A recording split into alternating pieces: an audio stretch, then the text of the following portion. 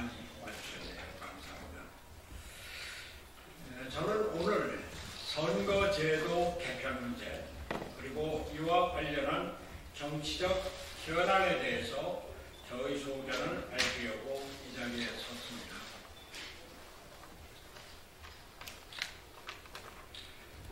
얼마 전부터 거대 양당 사이에 주은 연동형 비례대표제를 병립형으로 회귀하기로 합의했다는 보도가 나오더니 11월 30일에는 민주당 의원총회에서 대통령 선거와 당 대표 선거 공약인 위성정당 방지법의 당론 채택이 무산되었습니다. 이재명 대표는 며칠 전 선거와 관련해서 멋지게 지면 무슨 소용이 있겠느냐 이렇게 발언하면서 연동형 비례대표제 유지 등 정치개혁 약속의 파기를 시사했습니다. 여야가 합의하여 연동형을 병립형으로 회귀시키고 권역별 비례대표제를 도입하면 이는 거대 양당의 적대적 공생관계를 공고화하고 정치적 대결 구조를 심화시키는 커다란 후퇴입니다. 우리 정치는 김영삼, 김대중 정권 이후로 갈등과 대립의 정치, 싸움의 정치로 정치되고 있습니다. 거대 야당은 압도적 다수 의석을 무기로 탄핵을 마구 자행하며 대통령이 거부권을 행사할 것이 명백한 법안을 의도적으로 통과시켜 국정을 혼란시키고 있습니다. 대통령과 여당은 야당과 대화를 거부하면서 이념 논쟁을 앞세워 보수 세력 결집에 급급해 있습니다. 이런 정치 현실에서는 여야를 막론하고 진영 정치와 패권 정치가 기승을 부릴 수밖에 없습니다. 우리는 지금 엄혹한 국제적 대결 구도 속에서 허우적거리고 있습니다. 미중 패권 경쟁 속에 세계의 진영 대결이 가속화되고 반도체 등 신기술 산업에 대한 공급망 재편, 우크라이나와 이스라엘 등 전쟁의 확산, 기후변화, 그리고 이탈리아, 네덜란드 등에서 일어나서 확산되고 있는 극우 포퓰리즘 등 세계는 갖가지 위험이 고사리고 있습니다.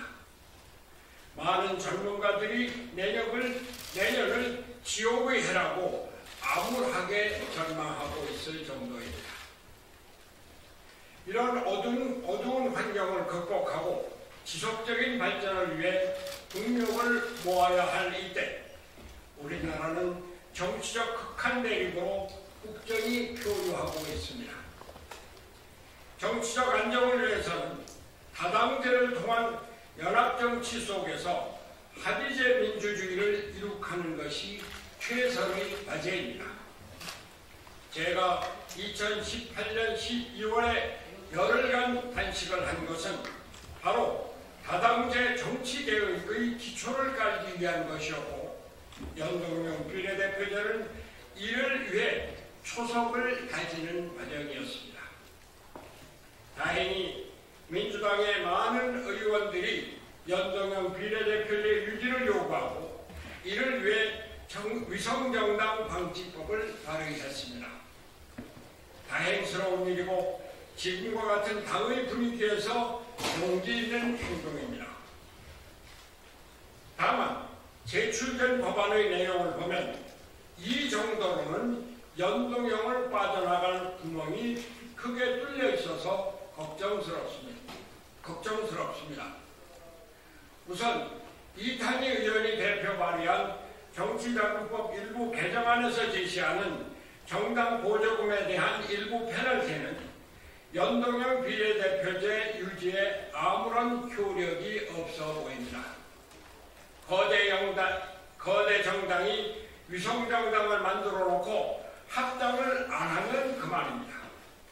지금도 제명당한 의원들이 당 밖에 있어도 당의 지시대로 움직이는 것만 봐도 합당은 대결 정치의 필요 조건이 아닙니다.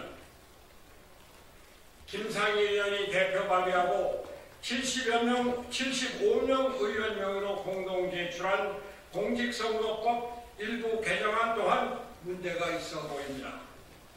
비례대표 후보자 추천 비율이 지역구 후보자 추천 비율의 100분의 20 이상이 되어야 한다고 되어 있는데, 이것은 거대 정당이 비례대표 후보를 추천해야 하기 때문에 비례대 정당을 만들 수 없게 한다는 취지에는 적합하나 부실 비례정당을 양산할 가능성을 배제할 수 없습니다.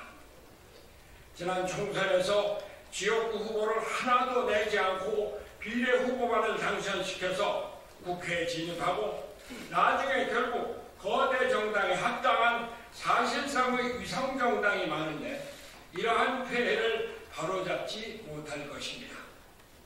비례대표 후보를 내는 정당은 일정 규모 이상의 지역구 후보를 내야 하는 방식의 보완이 요구됩니다.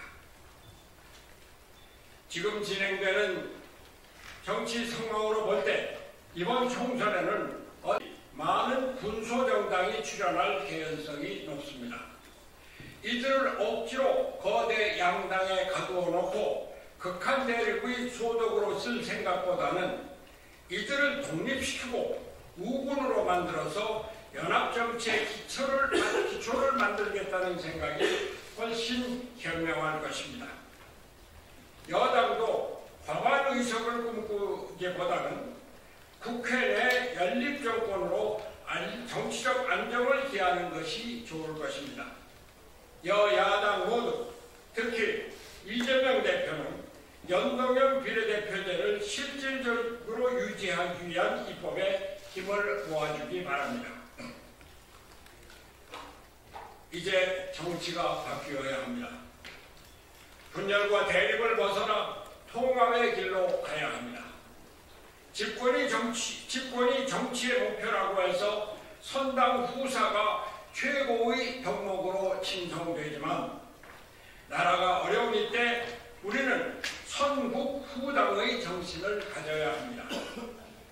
사법 리스크에 웅크러진 당을 살리느라 정부와 대통령에게 탄핵이다, 특검이다 해서 공격을 퍼붓지만 민주당은 민주당의 자존심과 긍지, 지도자의 체면을 생각해야 합니다. 당 전체가 사법 리스크의 올가미에 엮여 있는 데 대해서 책임의식을 가져야 합니다. 저라고 잘한 것은 없습니다.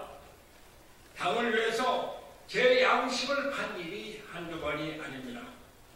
그러나 나라를 먼저 생각한다고 자부해왔고 민주화의 성전인 민주당을 위해 저를 바친 일도 많았습니다. 민주당의 역사는 위대합니다. 대한민국의 역사요, 민주주의의 기둥입니다. 이제는 민주당이 대한민국을 세계 속의 대한민국으로 우뚝 세울 때입니다.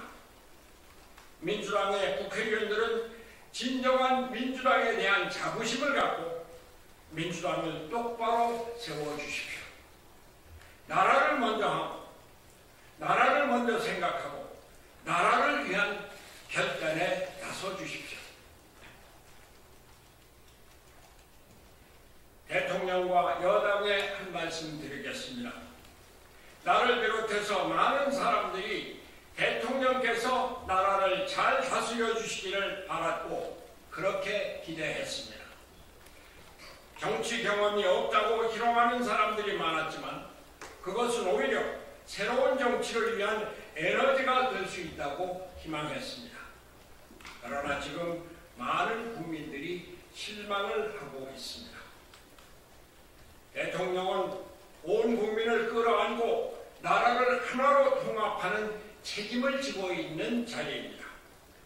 검찰 출신으로 범법자를 상대하기가 심정적으로 어렵다고 하더라도 의회 민주주의 국가에서 야당의 대표를 상대하고 소통하는 것은 국정 책임자인 대통령의 의무입니다.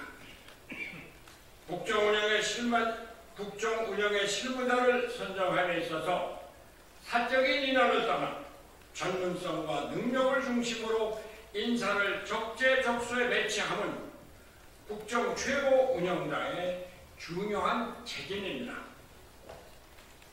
나의 반대자를 물러려 잘못을 범한 일이 있더라도 국가의 통합을 위해서 품어 안고 배려함은 국가 지도자의 핵심적인 함량입니다. 강서구청장 선거의 패배와 부산 엑스포 유치 실패, 그리고 지금 진행되고 있는 국민의힘이 난맥상을 거울 삼아 국정 운영의 진정한 반성과 획기적인 전환이 있기를 진심으로 기대합니다. 저는 모든 것을 내려놓고 벗들과 산에나 다니고 막걸리나 마시고 그동안 소홀히 했던 집안일이나 돕고 책이나 읽으면서 한가롭게 살아가고 있습니다. 그러나 젊어서부터 일생을 부대끼며 살아온 민주주의와 사회정의 그리고 국가의 번영 문제 때문에 요즘 걱정은 날로 더 심해지고 있습니다. 나라 걱정 없이 편안한 생활을 즐길 수 있었으면 좋겠습니다. 감사합니다. 혹시 여기서 질문